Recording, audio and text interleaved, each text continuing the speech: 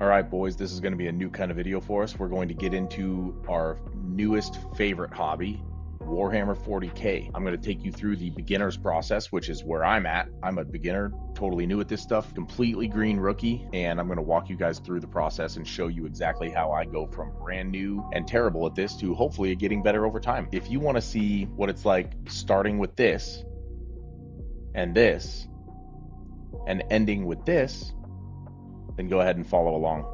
Enjoy the video. Feel free to fast forward it if you need to. Just want to walk you guys through the whole process of me pulling out the Runtherd of a group of miniatures and putting him together, how to glue him, how to shave him, and I'm showing the painstaking process all the way from the beginning to the end. So this is hopefully going to be really helpful for anybody trying to put pieces of the kit together themselves, because a lot of times I've noticed videos online don't really show you all the in-between processes, the slow parts, the cleanup parts, all that stuff. I want to show everything I do. That way you can see the direct result of those efforts. So let me know in the comments if you guys like it. Give me a like, give me a subscribe, and we'll see if we can keep these kind of videos going. All right, let's get into it. All right, here is our first attempt at putting together the Runtherd and Gretchen pack. We have only put together one pack of boys, and we haven't even painted them yet. But given how obsessed I am with this hobby now, I've always read the books, the novels, but never gotten into the game. And now that I've experimented with this game, I'm obsessed with it. Phenomenal game. Great community.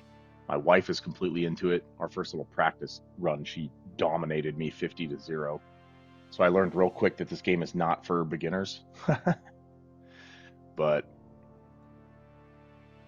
we're going to put together this little Runtherd and Gretchen pack because I figured that'd be a good little follow-up to the boys. Been a long-time fan of the orcs. I think they're hilarious and fun. And the Gretchen are the ones that keep everything running, keep the wheels of war turning.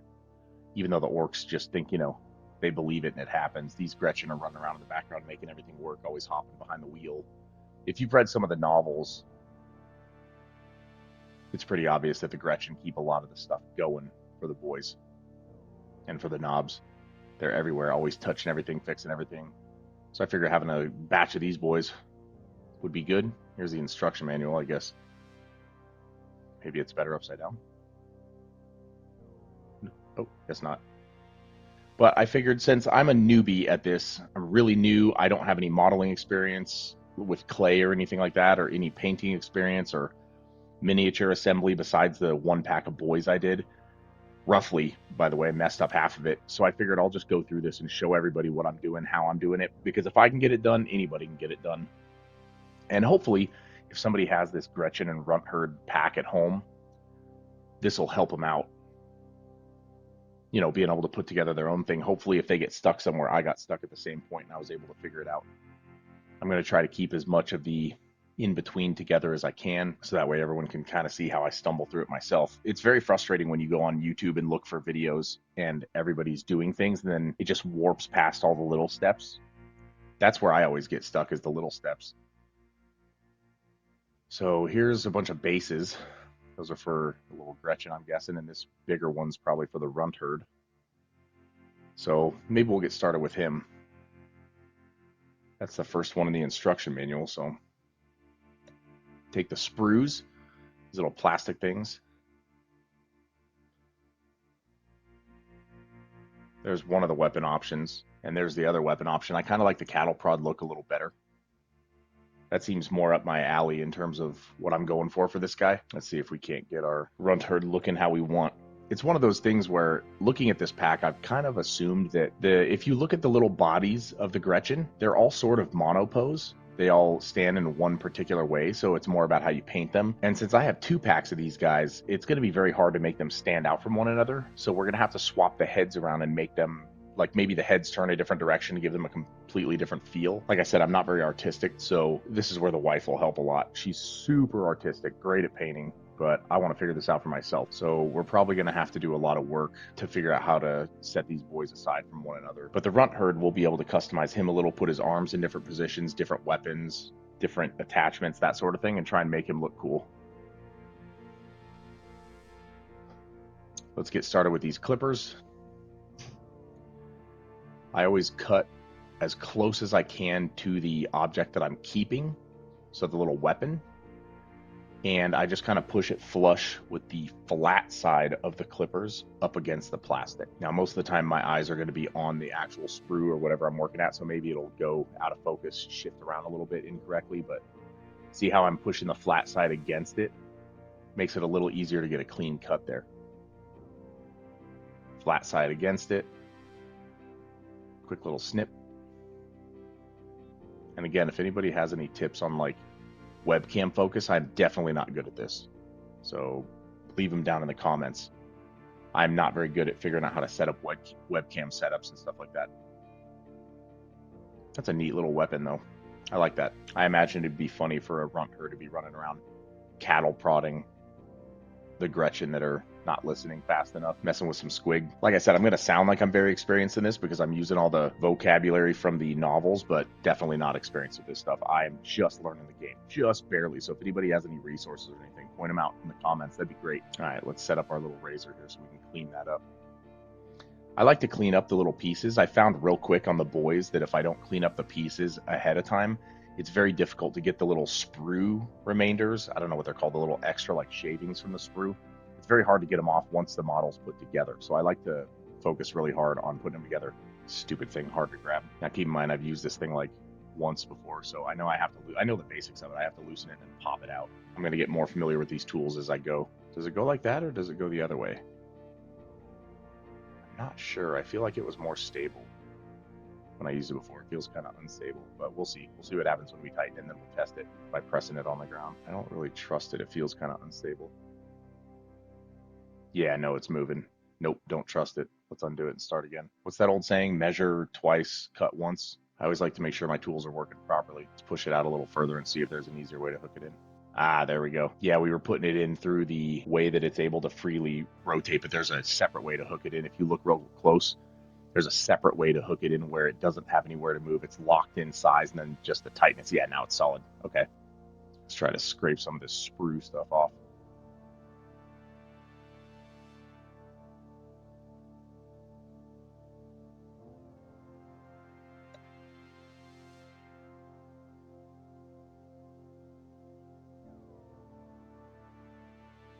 Like I said, it's really difficult getting this off when it's already glued onto the model, so I'm trying to show it here.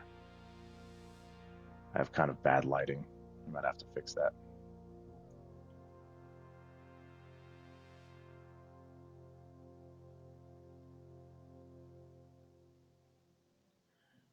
Little bit by little bit here. Wife always calls me an ogre, has my whole life, because I basically try to break everything I touch. But hopefully if we can work off just little shavings of this every time by using a less sharp angle, it'll help us get a little flatter. The thing is, I found on the boys, you don't really need it to be like completely gray. That was one mistake I made on the boys. I shaved a little too much off because I was hoping that it looked the same. But you don't need the little pieces to look the same. You just need the texture to be gone. So sometimes you're whittling it down, it'll turn white and it'll look all messed up and jagged.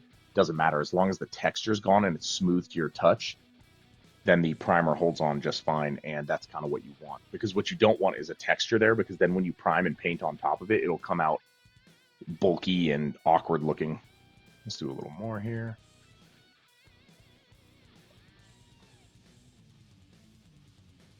And let me say too, if you are not familiar working with sharp objects like that, you can see how rapidly I'm wiping off the extra stuff.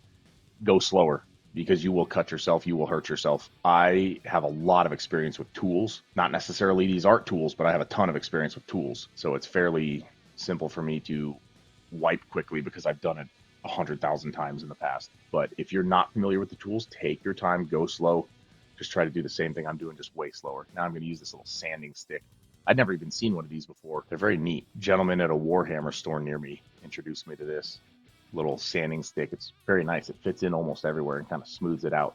And the sanding stick, the reason it's important, even if it makes it look visually a little bit worse, it makes it look whiter and kind of faded out almost. It makes it smoother, so your primer will adhere better, and or not smoother.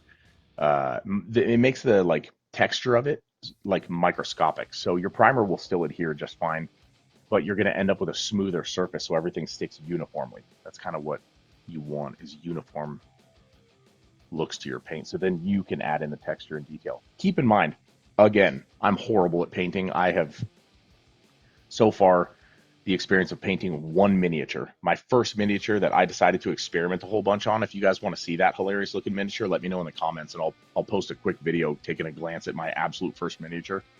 It was a push to fit miniature, so I didn't even glue it together. And I experimented with every paint technique I saw on YouTube on different parts of the miniature. And then when I finished, I primed back over it all and tried to make it more uniform. And I kind of like the look of it. So it looks a lot better than it did when I started. But at first I had like a green shoulder. The opposite shoulder was purple. The head was blue or red. I forget which. The body armor was like 6 different shades of metallics and different colors. It was hilarious. But now we got to see, okay.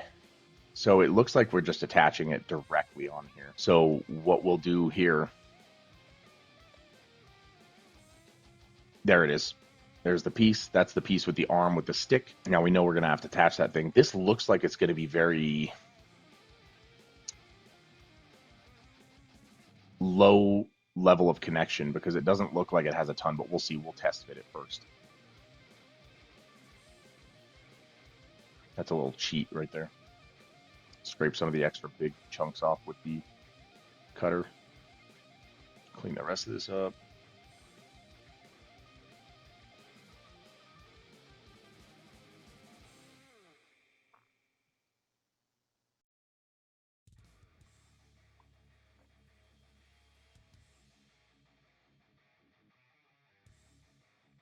These are hard for me to get to because I got big hands and these are little tiny things. There we go. Now we got some more light. So hopefully we can see. It's getting a little dark around here. Very difficult to see these little details without light. I have a headlamp that has a light on it, so we'll see if that doesn't help. But I have a feeling my webcam's going to have problems with the constantly shifting light. Has a little magnifying glass on it too, so I can see the details.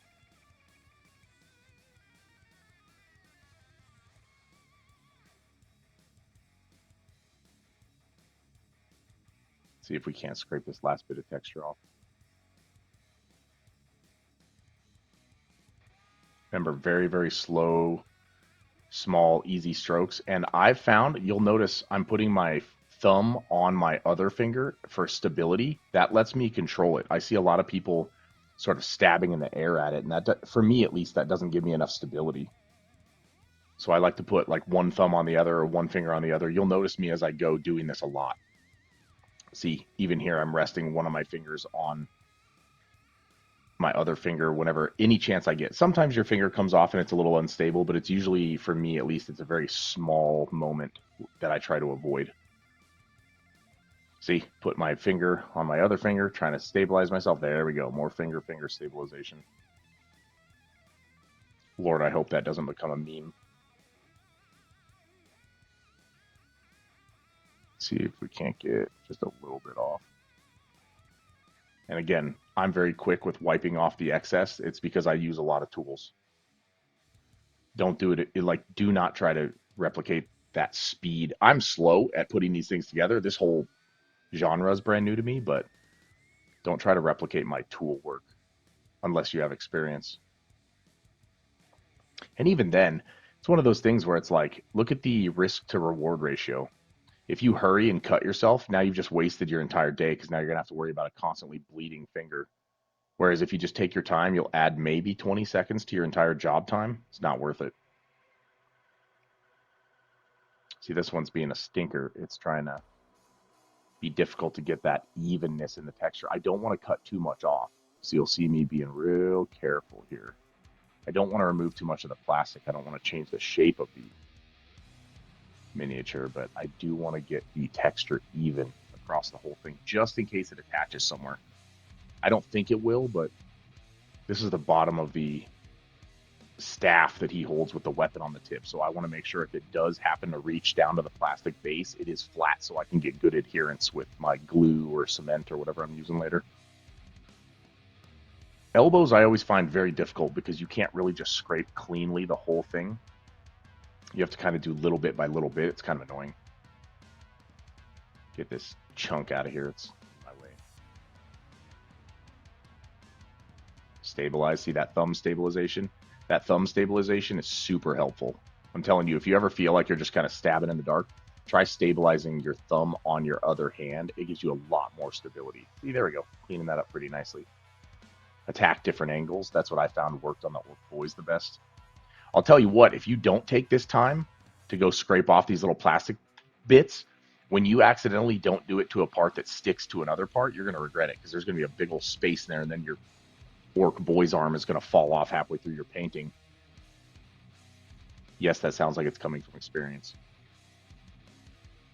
See, that's my specialty. I like to mess absolutely everything up that you guys could mess up, so that way I can give you informed ways to avoid mistakes.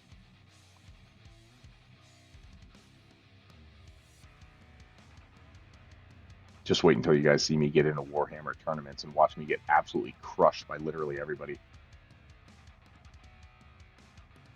That's kind of my thing, though. That's probably why I feel an affinity to orcs. It's not just because my wife told me I am an orc, but I also enjoy the fight whether I win or lose. I couldn't care less if I lose as long as it's a good fight and we're having a good scrap.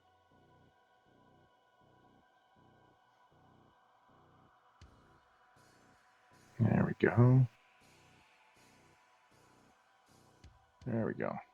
Sorry if the light's too bright. I see some of the reflection on the light is a little rough, but doing my best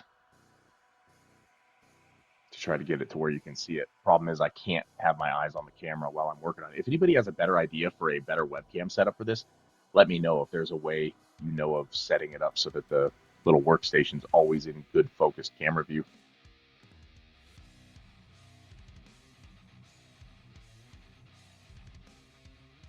If you guys like this kind of content, I'm going to be uploading a whole boatload of it because I'm spending probably 60% of my free time, maybe even 80% of my free time on these miniatures, crafting them, putting them together, doing everything I can.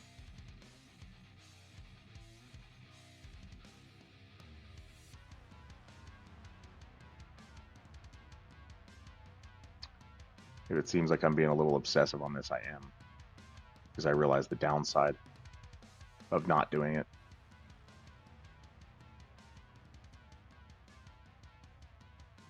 Yep, that's how they go together. So we literally just squeeze it right on there. All right. I want to make sure I have the rope on the cattle prod facing towards my body, because nobody would have the rope facing towards the person they're trying to cattle prod. They just pull the rope and boom, you lose your wire. So let's, yeah, there we go. Rope towards the shoulder. That's kind of how it fits, I guess. Yeah, that's not a great connection. It's kind of wobbly. We're gonna have to be finicky with it once we put glue on it. Here's one thing that will help, I hope. If you put a little bit of glue on there and you hold it on for about 5 seconds, it will let you adjust your fit for quite a bit of time. Got my cement here.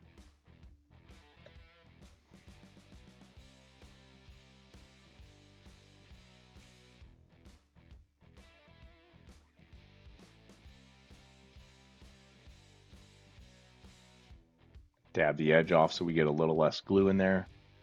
You don't want to put too much glue until you know exactly how it's going to lay, because this glue will mess up your details if you put too much of it in there. It'll just, all the plastic will just start to melt all over the place and it looks retarded. Ask me how I know. All right, make sure the wire is still back. Yeah, see, that's not a good connection point. That's super, super loose, so we're literally just going to have to hold it here until it adheres at least a little, and then we're going to have to check the fit. So the key is you can't see it from every angle. See, now I'm looking from the front. It's a little misaligned, so I'm going to have to squeeze it to fix the front. And then we're going to have to rotate it to look at the back as well, because you want it to be aligned from all directions. Don't do what I did with one of my boys and have it aligned from only one direction and look horrible from the other directions.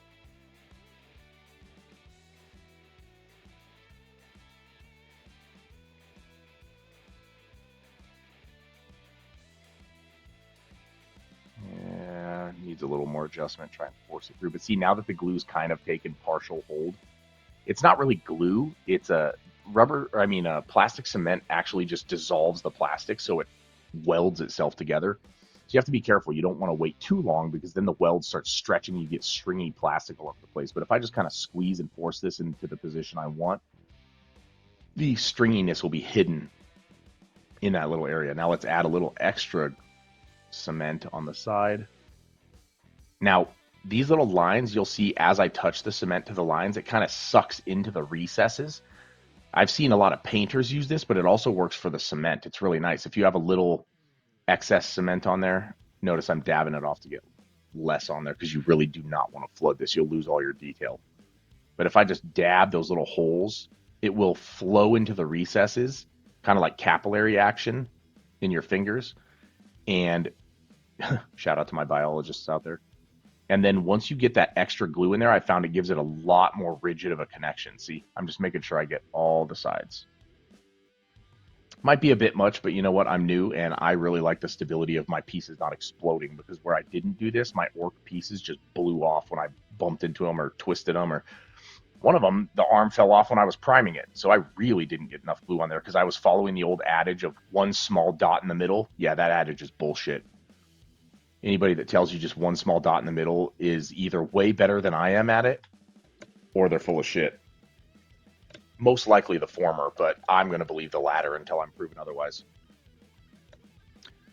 There we go. That looks pretty solid. Let it sit for a little bit before we set it down. That looks good. That looks good from all angles for us. I don't like how close that is to the body, though. You can see the angle on his armpit there, the flat portion that's going to stick to his body. That's too narrow. That's one thing I found that's a problem with most of the orc boys, is that if you put their weapons both facing straight forward, they're almost touching. They're so narrowly angled, it makes it hard to see. See? Okay, so here's where we connect. We don't like that. All right, let's go find this big boy's body on the sprue. That's got to be him, right? There's not more than one big boy. That's the piece on the end of his little squig, the mouth. It's kind of interesting they separated the mouth on the squig. I'm not sure why they did that. They didn't give multiple squig mouths, so it's not like I could add a different style of squig if I wanted to. But here's the squig tongue. Cut that loose. That's a thick piece. My goodness. If you ever get a really thick piece like this, just cut it further away and then go back and trim it when you get up close to it. Set that down.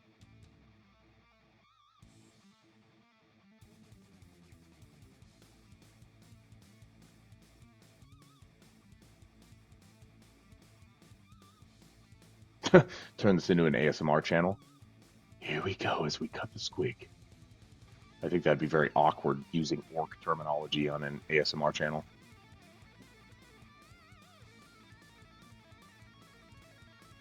Either that or I have to start talking like a rugby player. Oi, get that git over here. All right, let's get this big boy out of here.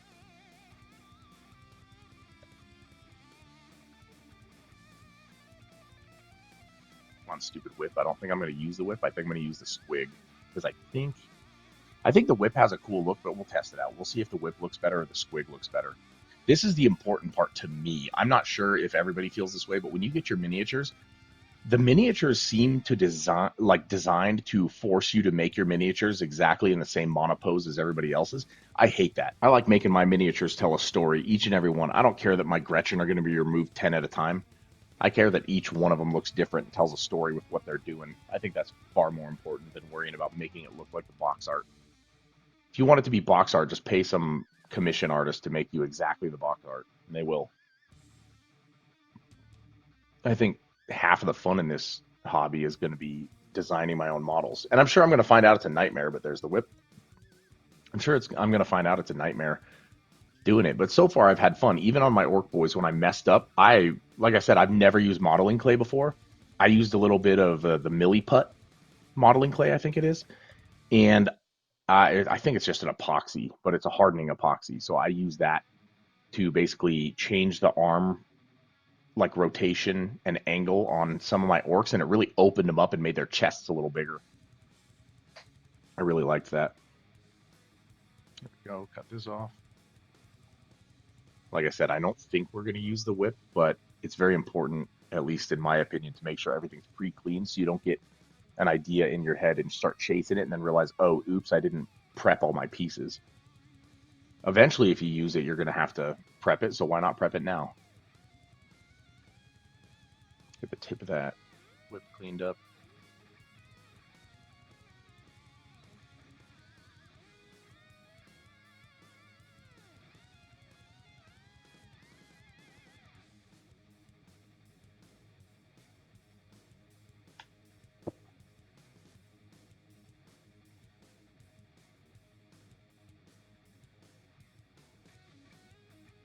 Got to be real careful here because that feels like a narrow, easily breakable part.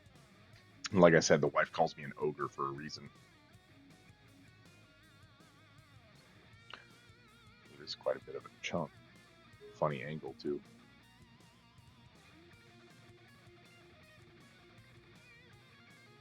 There we go. Get that little pressure, my finger pressure on my finger. That's how I make sure I'm not snapping free and always cutting my own finger, is by that stabilizing finger. See, it lets me do a controlled motion where I'm not just pushing with an open end. Ooh, got a chunk off there.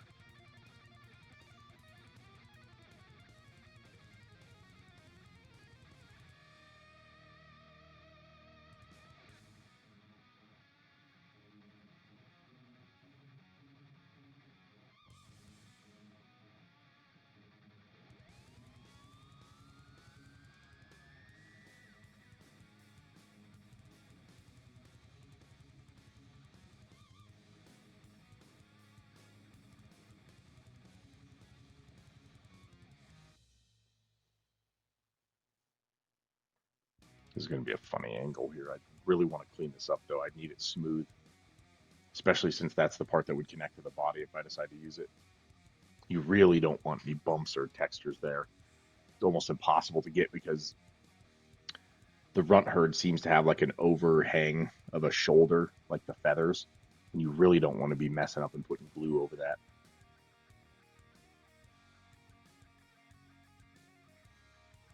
Last little bit here.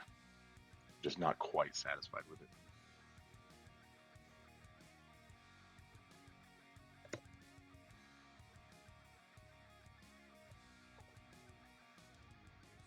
Still feels a little bit like there's some texture in there. I don't have a good angle here. And what I don't want to do is shave off too much plastic and lose the shape of the shoulder. If you can't tell, I'm a perfectionist even when I'm brand new to something. So unfortunately, this stuff often takes a little longer than it should.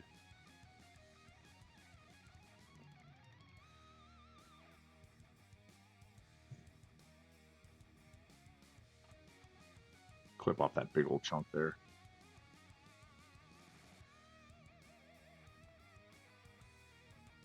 Let's use this fancy little tool from Games Workshop. I forget what they call it. Let me know what the name of this tool is. I forget. Something remover, mold line remover or something like that.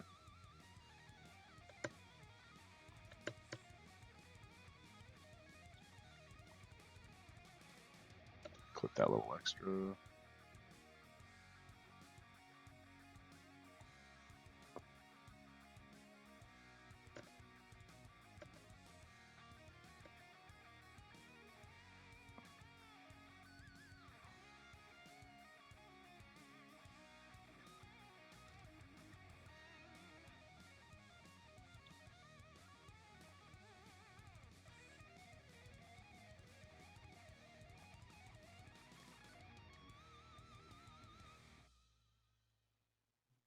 This is a hard angle to get.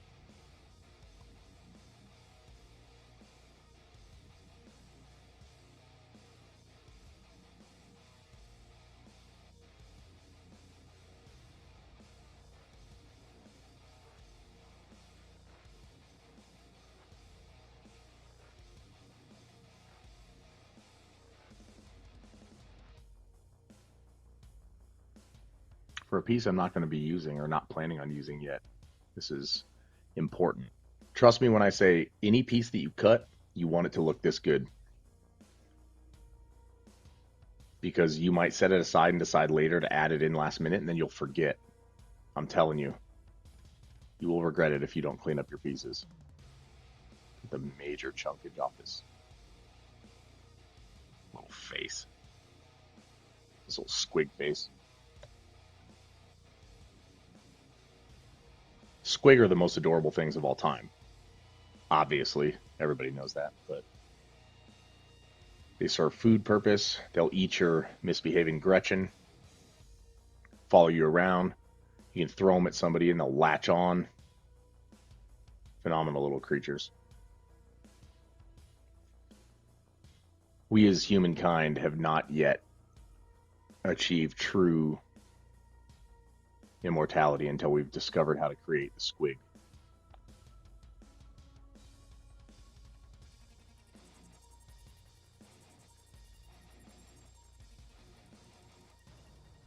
Get these big chunks, try and scrape off a little here.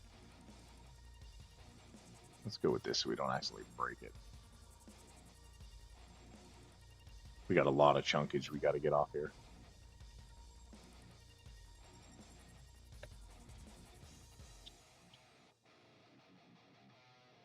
There we go, that's better.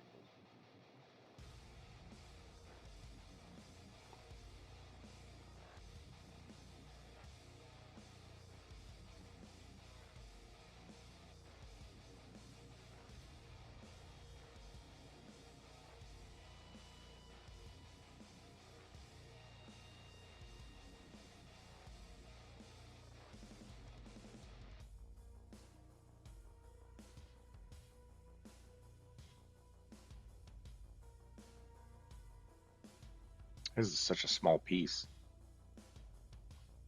Tough to get into these ears without breaking them off. I don't have any real pressure point to lean on. Makes me worried I'm going to break the ear off. However, less of an angle makes it easier. Let's try to stabilize here differently.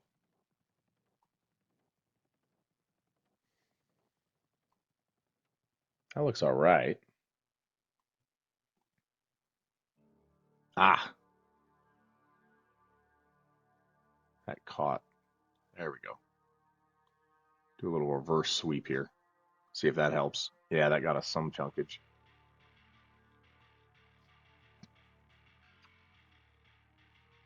Maybe this will help. Well, nope, that's not helping too much. It's smoothing out the texture, but it's not helping too much with the actual chunk that we need to get off of there. We actually need to get that piece off of there pretty easily. Let's try the chin. Circular motions. Circular motions. Do that unless you want an orc boy that has a U channel that you dug into his shoulder. Speaking from experience.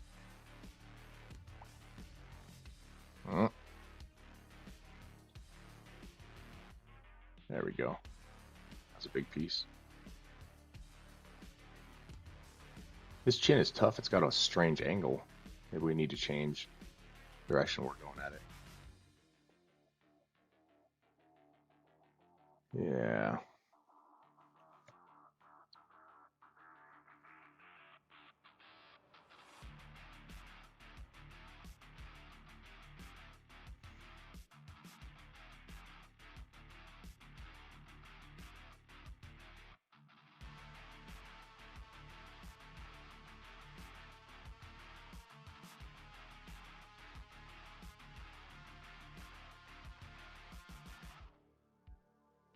Like I said, if you put in this time early in the prep work, I promise you boys it'll pay off. And if you guys also know of a way that we can play Warhammer online, I've heard Tabletop Simulator's good. Let me know. We can all jump into a bunch of games together and start running into each other with different armies. You guys can have the enjoyment of just stomping me repeatedly while I'm figuring out what the heck is happening.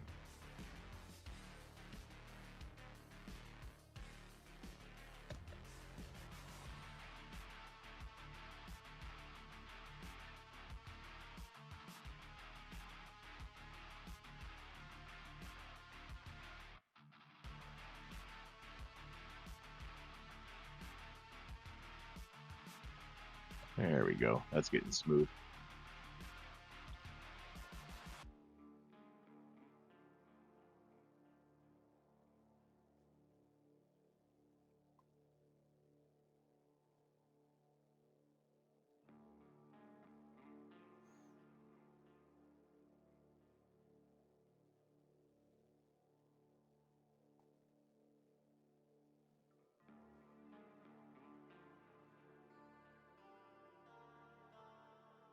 That's got to be the big boy, right?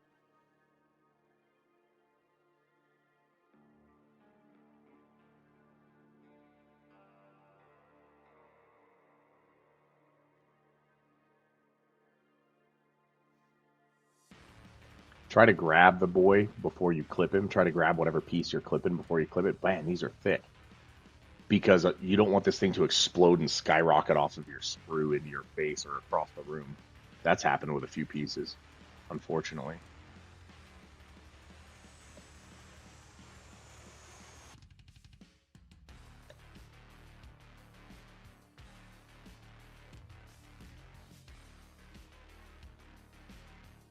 There we go. There's our big boy. Cut the major chunks off. There we go. See these little feathers on his, feather coat.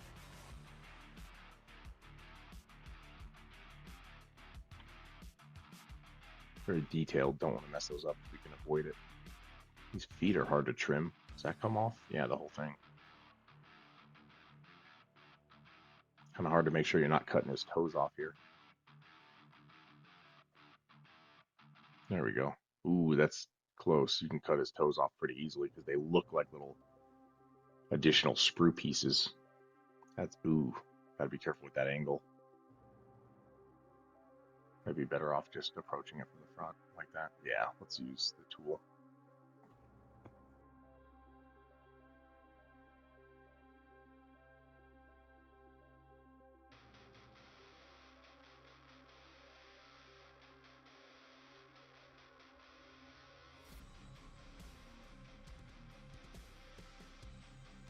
And like I said, I wanted to show all of the slow, time-consuming parts of this. This may be a longer video than most people necessarily want to see, but this might be good for some new player trying to get into it. And that's definitely what I want. As a new player, I'm loving the reception I get from the community. Everyone's so friendly and helpful.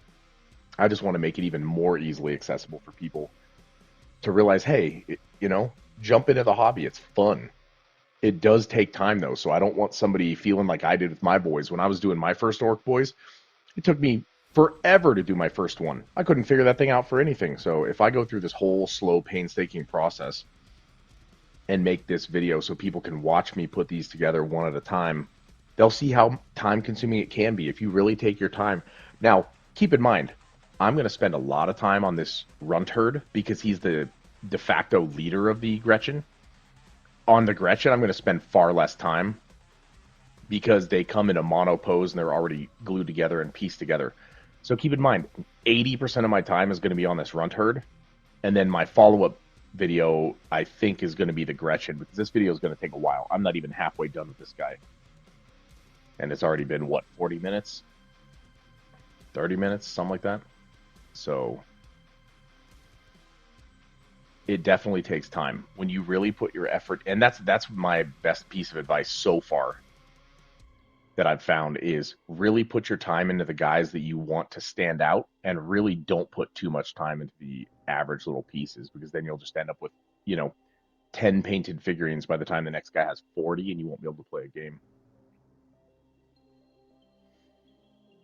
See, he's got those little overhangs on his arms. I really want to clear this out because it'll ruin the connection.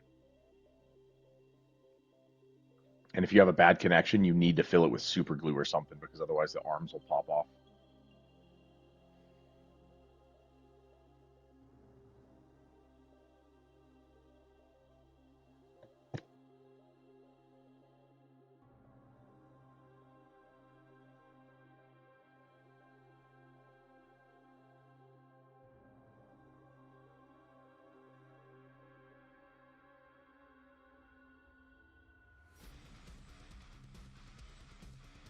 I like to switch to my little scalpel here when I need to get down in some more detail. Sort of like sanding, if you guys are familiar with painting your house and you've done that, you start with the real coarse grit and then you kind of work your way down to the real fine grit. You don't want to do all of it with one tool, in my opinion. I just feel like that sets you up for too much trouble, because certain tools are good at certain things and certain tools are bad at certain things.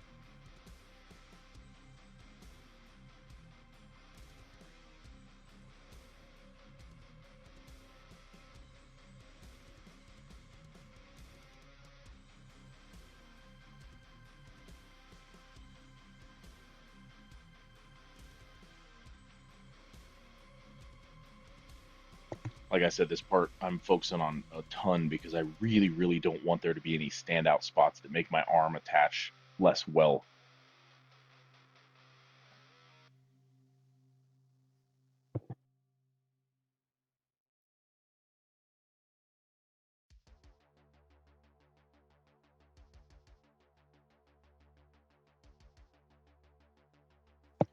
Working with this little stuff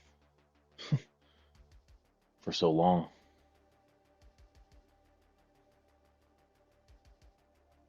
All right, his little hand. Feeling solid, good, not falling apart. See how it attaches. Have it up. That's the box art pose, right? The direct connect. But I don't like how narrow it makes the orcs look. Orcs are big boys. Orcs are big chunky boys. Clean this off real quick.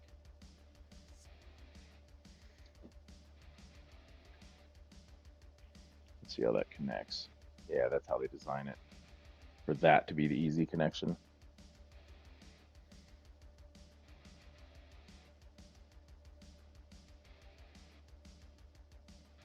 What if I lean it forward? Does it look more aggressive? Eh, not so much. It still looks kind of narrow. It's pointed at his chest. I don't like that because it takes away the detail from his face. But it does connect well. It does connect nicely there. Might have to mess with that. Might have to mess with that.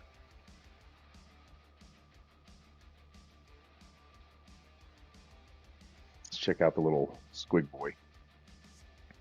There we go. Put his little face on. Oh, that fits nice. That snaps right on there. Okay. That looks cool. I like that facing forward quite a bit. I'm probably going to go with the squig because that gives me more opportunities to practice painting. But let's see what the whip looks like. Can make it aggressive. Holding it up like he's attacking somebody. Eh. I feel like the Runtherd, I want to make him, I want to design him in a way. See what he looks like with both. Yeah, not as great. Yeah, that looks a little samey on both sides.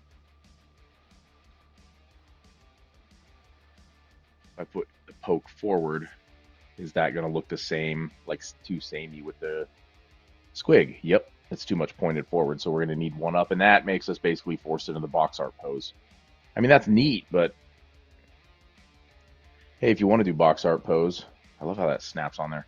If you want to do box art pose, that's pretty much it. But if you want to point it forward in an aggressive, like go forward motion, it makes it look too samey. It's kind of like two pointed things going forward. It looks kind of lazy, at least in my eyes. I might be wrong. Let me know in the comments what you think. But if I widen his arm like this, widen it out, put a little wedge in there in the front, that would look good. But that wouldn't have enough of a connection point. Oops.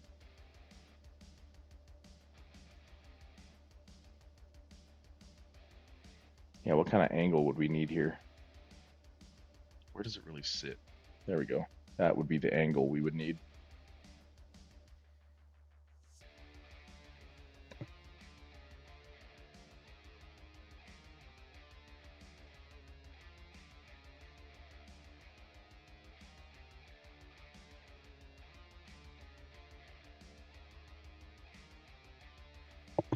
What I tried to find was just a perfect angle to get the flat part that I want. Because if I can cut this with my hobby knife a little, or whatever that thing's called, I can cut it so that I can make a new flat point. Because you need a flat point for the cement to sit. So I need a new angle of a flat point so I can widen his arm out so he looks like the commander with his arms out commanding his little Gretchen, demanding that they come to him. I feel like if you were chasing Gretchen, you wouldn't have your hands close together chasing him. You'd have your hands wide out sweeping to hit those little punks. So we're going to try to cut this here. If you guys do this kind of stuff, be very, very careful.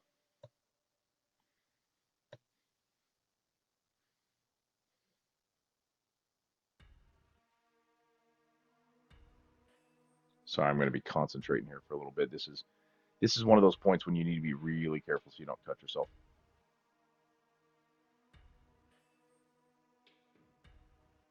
The idea is to cut a different angle in the arm without cutting your finger off. So you try to find something to rest it on and push towards, because these knives are not great at like cutting through plastic too well. Oh, there's a little piece. Might have to use that as a shaving later, but that was not what I was going for. Maybe I'll see if I can cut it. I do not trust this cutter to get a clean cut because it'll warp the plastic on one side or the other. I don't like that. But I can at least score a little hole here. There we go. Now my knife can follow it. Try it from the top, but I don't like that I'm having to cut towards my finger. Maybe I'll use this for a rest. Little piece of plastic on there.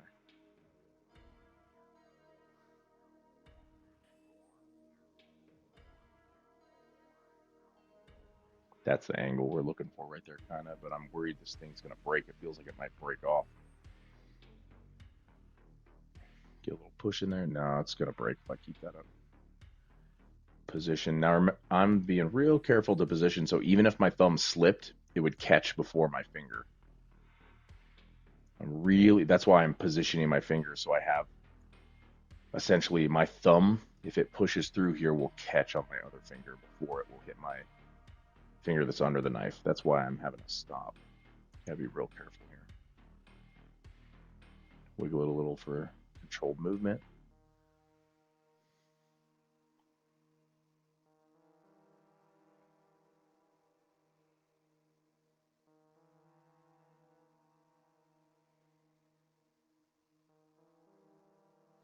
Now that we've got it against the... There we go. Getting some power. There we go. Got that little piece. Now we can start playing. There we go. Different flat point.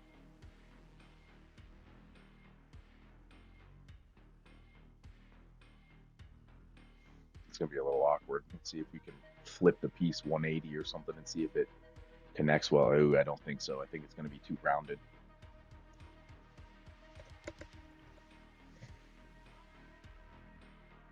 Yeah, it's going to be too rounded. Still, having more plastic in there is a better thing in my mind because it acts as kind of like a skeletal structure for the cement and the glue and the putty to fit around.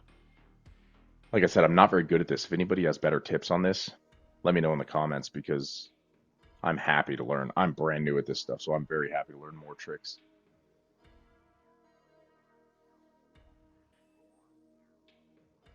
Here goes me fandangling with the details. Forgive me while I OCD my way through these details for a minute. I'm trying to figure out a way that I can attach it with a little bit of stability because I know this connection is going to be decent, but now I'm going to have a big old chunk of nothing in front of it. I'd like to fill in that chunk of nothing with plastic if possible, at least partially, and then fill in the rest with epoxy, I guess.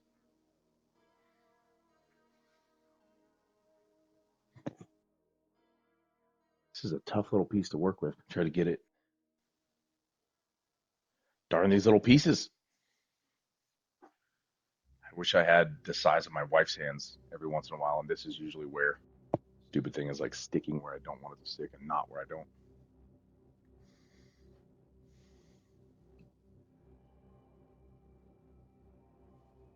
Yeah, is that going to change the angle? Not really, because it's going to kill the... It'll stick, but it'll kill the angle to the body that I'm looking for. I really want it to be flat on flat at some portion, at least 50% of my model. There we go. Like that. Yeah. That'll give us good connection right there. That's what we're looking for.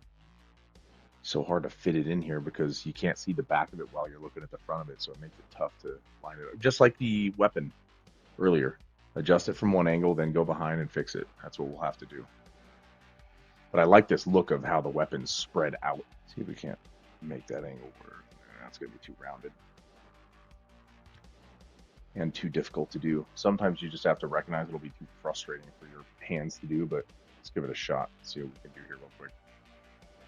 So if we can just get some kind of structural stability in there, like a support, it'll help a ton. No. That's not. That doesn't feel good. That doesn't feel good at all. See how stable it feels without it? Sorry if you can't see the back here. Is that where we want it?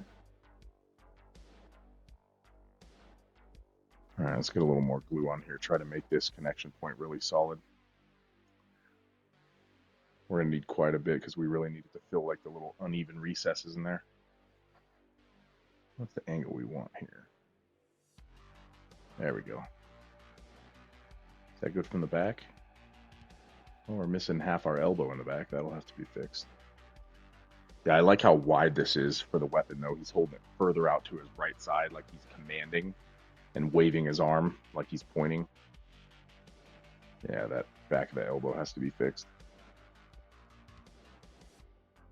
See, it sticks relatively quickly, and then you can touch up the connection points to make sure that it welds itself together better, like a reinforcing weld, and then just kind of hold it in there. Once you know where you want it to stick, that's when it becomes easier to glue.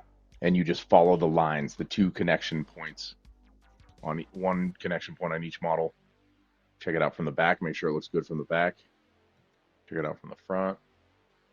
Looks good. We just have a big old space where his shoulder should be. But as long as we keep that shape simple, I think we can jam some epoxy in there and make it look all right.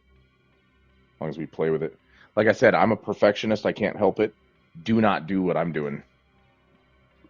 Your first couple, just put them together so you have something to play with. But if you are a perfectionist like me, go ahead and do exactly what I do. And you'll learn this painful process along with me. What other kind of pieces can we play with? That work? No. That won't fit. It feels stable enough I can let it dry while I start dabbling with the other arm, maybe. Yeah, that elbow looks pretty bad on the backside. It's a completely flat cut now since we took that extra chunk off.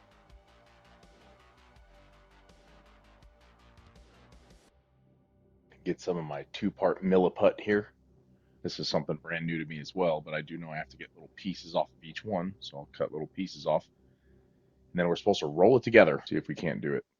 I haven't had real good luck with this stuff. If anybody's really familiar with milliput, let me know how you get it smooth and uncolored in the comments. Like, I'm not really sure a good way to mix this stuff since the small pieces I need usually don't mix well in my hands. Gonna get this crap all over my knife. Gotta be sure to clean that off later. Of all things you want to attach to your sharp, fine instrument is definitely not epoxy that will harden. Definitely don't want to do that. That should be enough. Here we go. Let's try to squeeze and mix this together. This is the part that I suck at. I don't know how to squeeze and mix these together to make them evenly combine.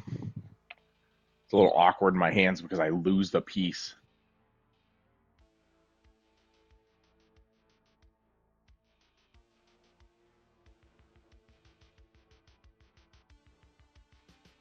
So I just keep rolling it together and squeezing occasionally to sort of mix it a little better. But the epoxy starts off a little harder than I kind of expected. I thought it would start off super soft and only harden after you massage it together, but I guess not. I guess you have to kind of soften the chunky bits together. If you guys know how to do this better, please let me know. As this is one of the hardest parts for me, and it kind of, in the past at least, made it difficult for me to use this stuff. All right, let's see what we can do with this now.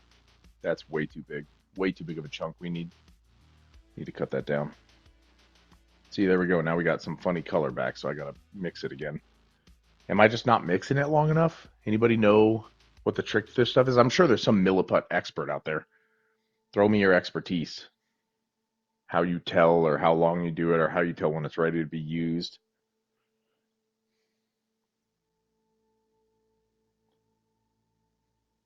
Looks a little big. I'm going to try and cut a piece out here. So you got that silly color on the top. Maybe we can remove it. We're trying to sort of shape this into the shape of an anterior deltoid. Just the front of the shoulder. We just want to fill this in.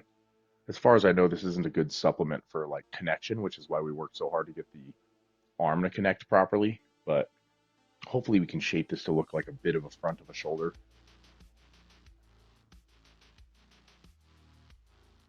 Maybe I'll put black over that. Maybe that'll work if I can mold it together a little better. If we mold a little extra in there to kind of fill the crevices, maybe we'll be able to cut the excess off. Like I said, avoid the OCD parts. You can fast forward through this if you don't like the OCD-ness of it.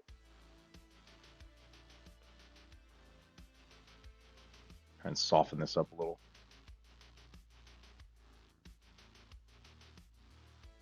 Get a little extra in there. I always like to have a little extra and then have the ability to cut it off as opposed to having too little.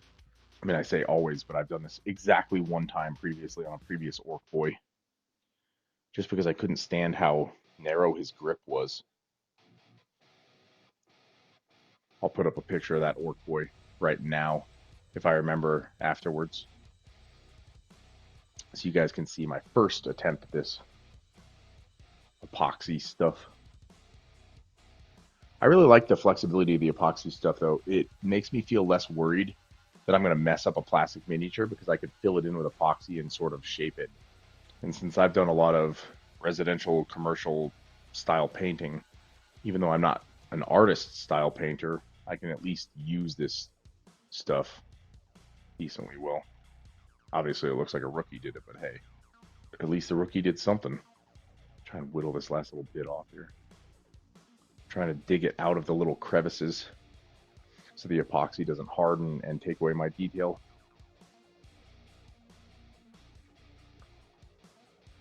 Every last little detail matters. If you don't do the details now, I promise you the details will not show up later. I feel like a freaking dentist. Let's use this as a little finer tip. There we go. We can scrape it out through that. Yeah, there we go. There we go. Every little chunk of epoxy we're getting out of the detailed feathers and stuff on his shoulder is better, I think. Gonna have to remember to clean the knife off later.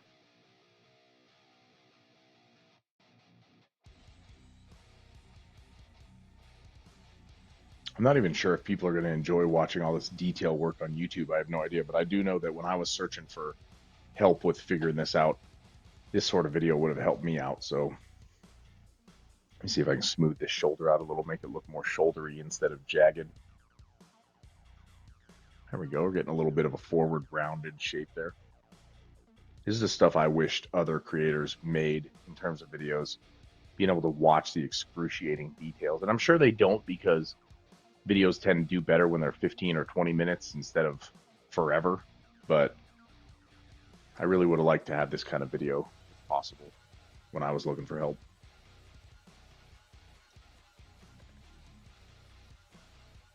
Get ourselves a little more of this.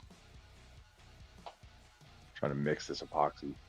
Man, rolling this little tiny bits of epoxy together is so hard with my fingers because it's so small. Maybe if it doesn't dry too fast, I could just make larger amounts and just chip off from that once I've properly mixed it. I know it says mix equal quantities for like 5 minutes at least. I feel like I'm not very good at the generic mixing, because when I'm mixing it around, it feels like it gets almost chalky and like little bits fall off. But maybe I'm just being impatient. Let me know if anybody's really good with this milliput stuff. Let me know and I'll try to do it properly. Here we go. Try to fix this back elbow of his. I'm going to go a little more aggressive on having more there than before, and then cutting it off and then putting it back on and then cutting it off, and try to like angle this back elbow, because I feel like this will look really bad if I don't do this one right. Trying to replicate what I remember it looking like before, that little curved piece down on the cardboard. There we go. Whittle that size down a little. Mold it. The more I push it in, the better it fills the recesses. So I kind of like being able to push it in with the tools, make it sort of fill the gaps.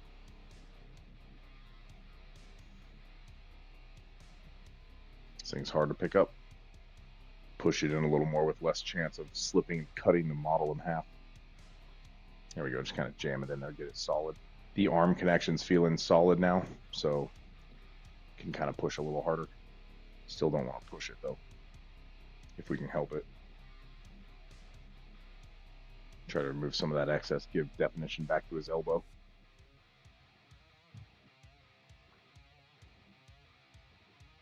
See, now I've got this annoying little yellow.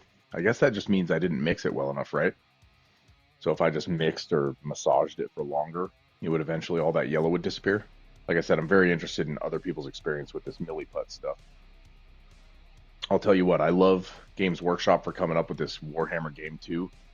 But if I'm using milliput and other people use whatever they call green goo or whatever it's called, in general, I've found that the money you can save by going with the non number one recommended stuff makes up for the cost of even the models in some ways. So I'm not afraid to use alternate stuff to try to make my project work. So if you have a better product you can recommend, by all means, let me know. But this stuff felt pretty easy to use the other day, and it feels pretty okay now.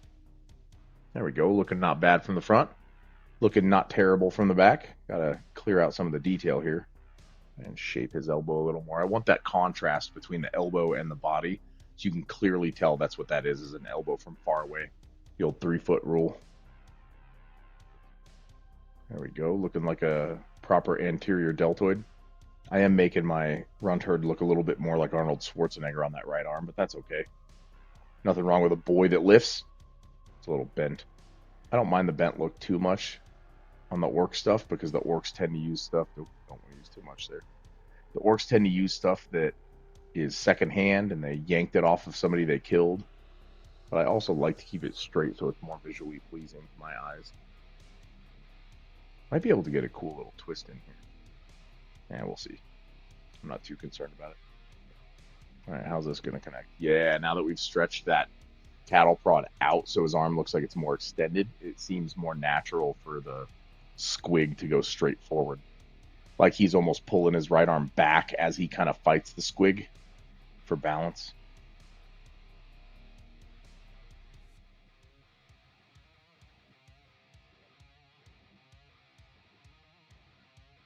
I'll say it again. If you don't clean off these little texture issues ahead of time, you're going to regret it. Oh yeah, that'll fit just right. I got to make sure I get the tail right though. It feels...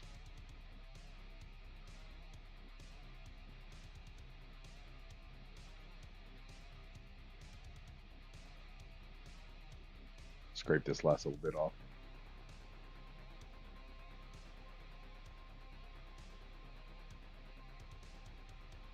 Down to the finer detail. Got to clean that epoxy off for sure. There we go. Much better. Much better connection. Now what's the proper angle for us? I have a feeling we want this squig touching the base just for more stability so this thing doesn't tilt forward and break off.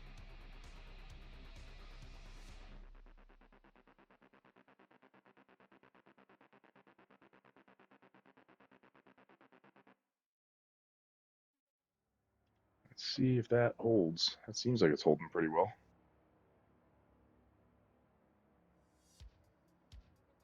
Put a little more in there maybe. Spread it out a little. Make sure we've got it fully covered on the attachment point, since we're not shaving this one in a different angle like the other arm.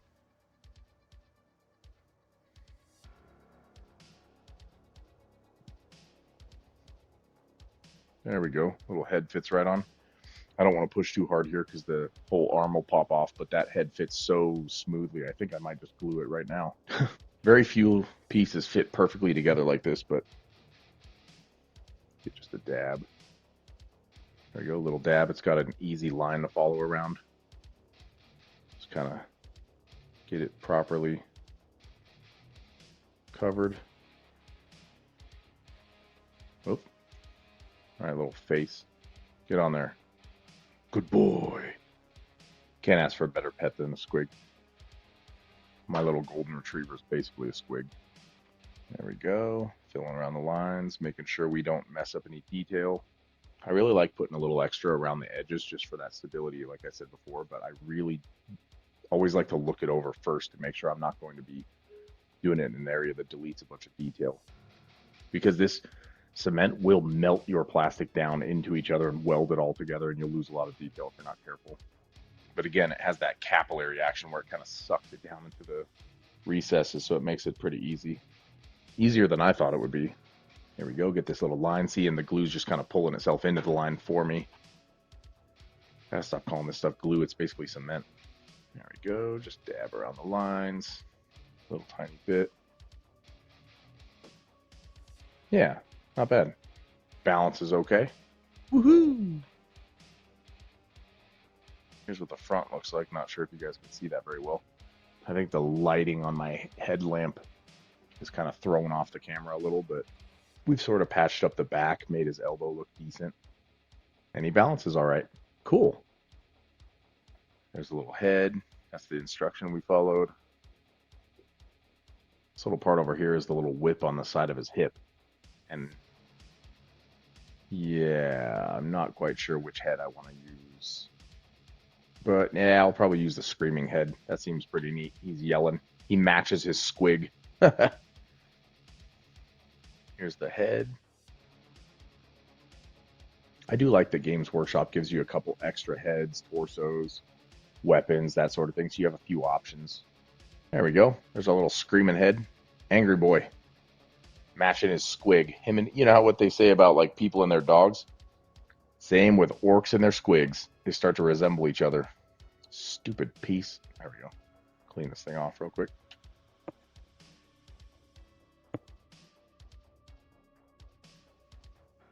Turn that little boy around so we can see him better. There we go. This stupid little whip. We're going to have to get it on the side. He needs it. Keep those Gretchen under control. And those squig. Remember, grab your piece before you cut the last piece so it doesn't go flying off.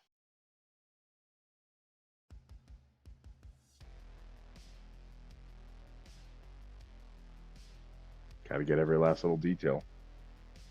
This is going to have, I'm not sure where we're going to connect this thing, but this is going to need to be completely clear of odd textures so it adheres better. This instruction manual made it look like this thing barely attached.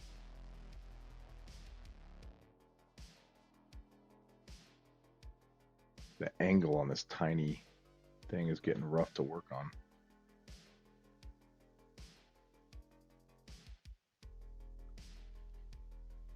Here's our little whip. Finish cleaning up the last little bit.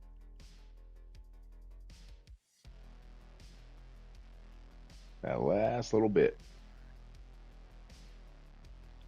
How does this attach?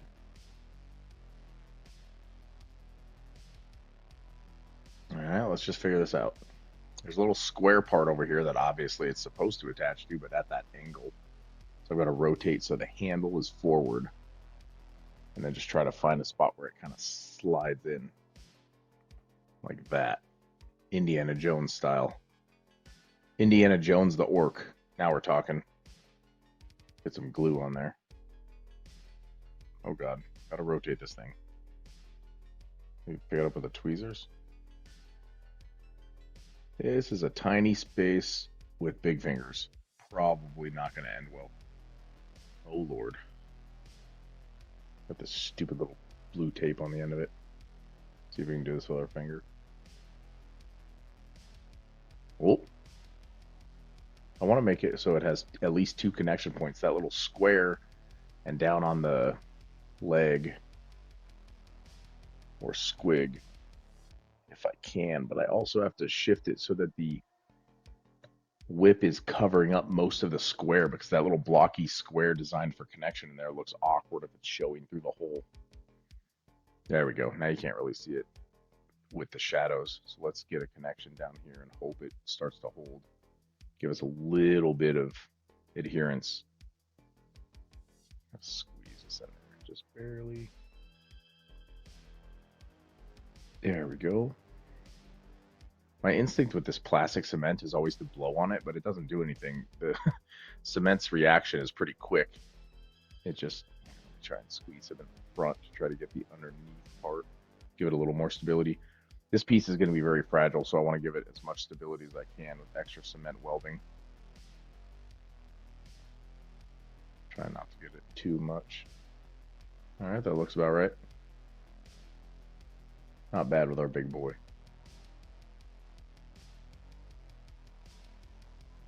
Alright. Not looking bad from the front. Little whips, handles poking through there. I like it. Okay. All right. Let's figure out how we're going to get this little tiny head in there. Maybe on the next one, we're going to do the head before we do the little squig. Oh, no, that fits pretty nice. Okay. Yeah. Get that angle. Match his face to his squig so it looks like he's pointing in the same direction he's looking, which makes sense. Normally I put the glue on the head, but right here it's going to be more difficult for me to bring the body to the head, so I'm going to kind of put the glue on the neck and bring the head to the body. Lots of potential for failure here, though, because of that. Oh, I just need to hold it on there for a split second so it gets just enough adherence. There we go. Now I can play with it. There we go. That looks pretty similar to Squig Boy. Let's put a little extra glue on that neck. Gotta be careful here. Oh, shit. That glue spread over those feathers. That's gonna mess those feathers up for sure. Gotta try to get that off. Oh, no, too late. The cement is too fast. Oh, it's smearing the feathers. Oh, no. Oh, no. What a mistake. All right, well. The greatest place to put your biggest mistake is right on top where everybody's looking, by the way. Just, pro tip. Darn it.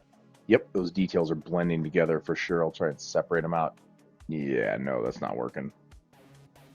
Nope. Well, let that be a lesson to everybody, myself included. If you put that plastic cement in there and it follows that capillary action and you put it in the wrong spot, it will follow that capillary action right between your feathers. And it's the same capillary action that I've seen on YouTube talked about that helps you create shadows and shading, but whatever, we'll go with it. We're pretty good. The head's glued on, the machine or the squig is on, the weapon's on. We've got it basically set up. That's the best we can kind of do now that we made the mistake. Maybe his feathers are ruffled. He's an upset fella. You know the next part, boys. He's balanced well enough to attach reasonably. You know the next part, the base. Let's try to see how Big Boy attaches here. I always put the glue on the feet because I have no idea where the feet end up on the base until I put the feet on there. And it's a little late. There we go. Just set him on there. Yeah, that looks balanced. Because he has the weight of the squig in front of him. So I want the squig to not extend too much so I can easily put him next to other models on the battlefield, but also so that the weight is kind of balanced. We're not even going to push him down here, see if that actually adheres on its own without actually pushing it down. Probably not, but we'll check it out. We'll see. Nope, that's not adhering at all. Not even slightly. Maybe not enough cement. These bases are very textured, and it seems like almost like a glossy, like they have a finish on them. So I found you have to use a lot more glue when you're gluing to the bases than you do with everything else. So I'll just load this boy up. Or cement. Yeah, see, his feet are already dry. So it had time to adhere, it just didn't. We'll put a little extra on there. Try to put a little on the bottom of the squig too, so hopefully the squig can adhere. Probably gonna have to add super glue if there's any spacing beneath the feet as well. The one place I'll use super glue is the model to the base. I really don't want the model falling off the base. That kind of ruins the whole thing. So we'll do our little capillary trick here under the feet. See if we can't get them all glued. Follow the lines. Anywhere I see a space, I'm going.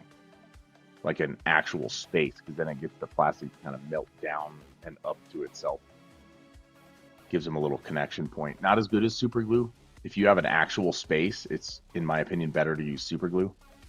But the cement gives you at least just enough of an adhesion to be able to put the super glue in there afterwards.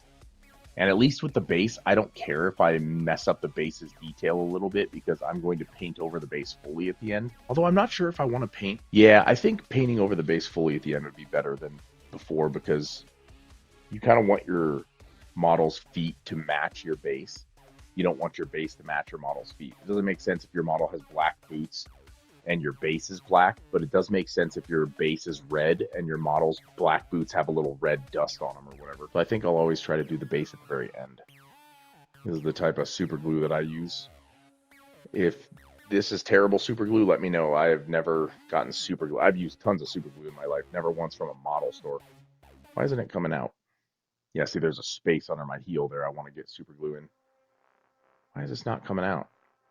I don't even see it flowing. Maybe I need to punch a hole in there. Yeah, that looks like it should flow now. Yeah, there we go. And we can clean up any excess super glue later with sanding or chipping away at it with a knife, whatever. But we definitely want that super glue under there to give it that solid connection. Super glue takes a little longer to adhere than the plastic cement. So I tend not to tilt my base sideways because I don't want the super glue just running everywhere. I want it to kind of congeal under the feet, attach everything with a solid base. There we go. There we go. There's our little dude. We made our Runtherd. I like it. He looks like our own unique version of the Runtherd, but you see how that arm being extended out further to the right makes him look more natural? Kind of like he's declaring that he's there. Yeah. That's right. Our boys make a statement. Let's go. All right, keep following, and then I'll show you how I do the priming, the painting, and all of that stuff. And then that way you can learn how it goes from this to this. Next episode. Catch you guys later.